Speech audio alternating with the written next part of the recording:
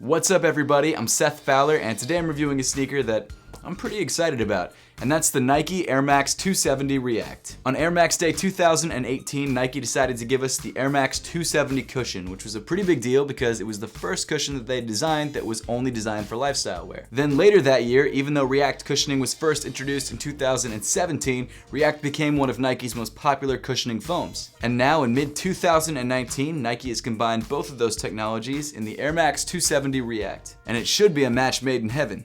But is it? Let's find out.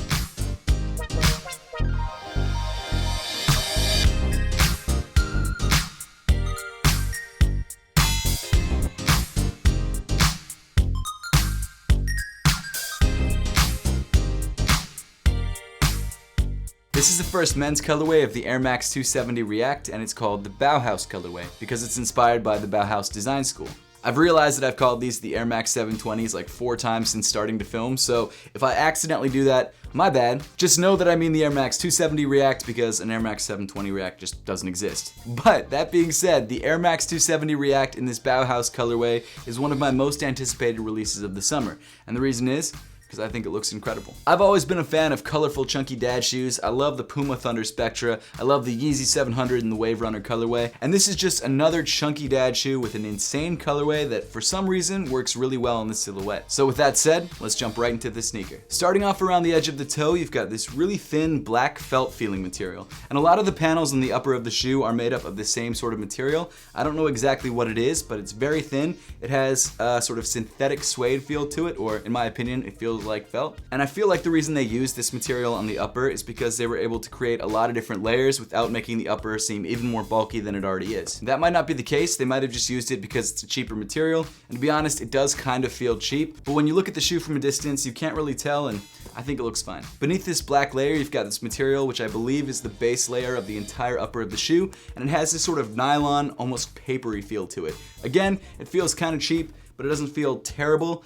I just don't love it. There's not many shoes that I can think of that actually use this material on the upper, and that's why it's so hard for me to describe what it is, because I don't think I've ever reviewed a shoe with this material on it before. Because it almost has this sort of papery feel, I don't know how badly the shoe is gonna crease. Maybe it's like super crease resistant, I have no idea, but it's just something to keep in mind when you grab the shoe. In my opinion, I would have much preferred it if they had used mesh, because mesh would be a lot more breathable, and I don't think it would crease the way that this material looks like it's going to crease. Continuing back on the shoe, you've got more of this felt feeling material in bright red with yellow contrasting stitching. Popping through this red felt material, you've also got these black lace loops that hold the white rope laces in place. Beneath the rope laces, you've got a somewhat well-padded tongue with the Air Max 270 React branding stitched into the top of it. Moving inside the shoe, you've got this bright blue sock liner that has a little bit of padding around the ankle, and even though it is minimal, it is still pretty comfortable on foot. Then rounding off the inside of the shoe, you've got 2 different colored insoles. One comes in yellow and one comes in green. As for fit, the Air Max 270 React does seem to fit true to size. It fit me fine with no problems at all. I went true to size, obviously,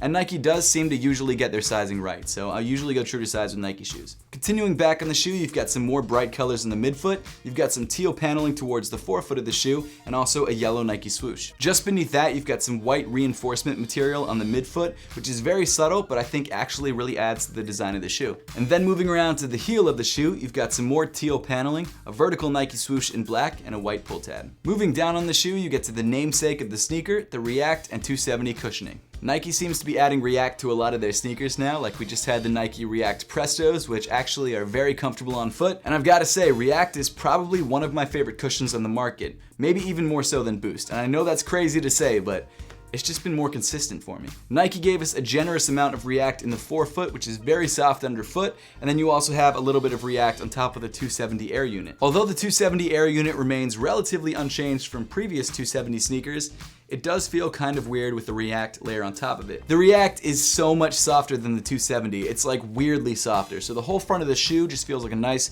cushiony, soft pillow. And then in the heel of the shoe, you get a little bit more of that marshmallowy feel with the React cushioning. But then just beneath that, when you push down a little bit harder, you feel like you're on top of a a slightly harder surface. It's a really weird feeling because 270 is usually pretty soft underfoot. In order to activate the 270 air unit, you really have to compress it, which means you really have to put a lot of weight on your heel. And if you're not putting a huge amount of weight on your heel, it just feels like you're standing on a kind of hard surface, much harder than the front of the shoe, and it's a really weird sensation underfoot. I'm not saying it's a bad feeling, it's just weird and it's something you kind of have to get used to. However, aesthetically, I absolutely love the way this looks. I love the super glossy blue air unit contrasting the white, very matte midsole. I think that's an awesome look. And the blue of the air unit ties in really nicely with the sock liner and really gives the shoe a very unique look. I would never wear this shoe for any kind of sports. I would never run in this shoe, but for lifestyle wear, even though the feel is different underfoot, it's not unbearable and it's still pretty comfortable. I also wonder what would happen if they removed the React from above the 270 air unit so you could activate this air unit more easily.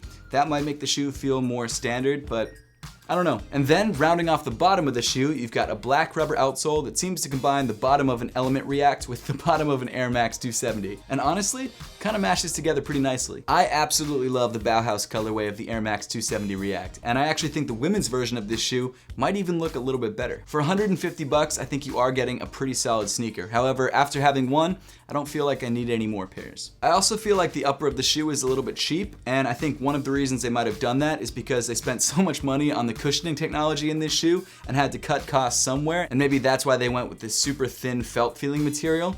Maybe it's a really premium material and I'm just stupid and I don't know what it is, but that's what it feels like to me, and that's just something to keep in mind when you're buying the shoe. Overall, great looking shoe, great looking colorway. 150 bucks is not cheap, but it's not too expensive. Overall feeling of the comfort of this shoe, I could take it or leave it. But I would love to know your thoughts on the Airmax 270 React and whether you grabbed a pair for yourself or whether you're planning to grab a pair when it releases in different colorways. So make sure to leave those comments in the comment section down below.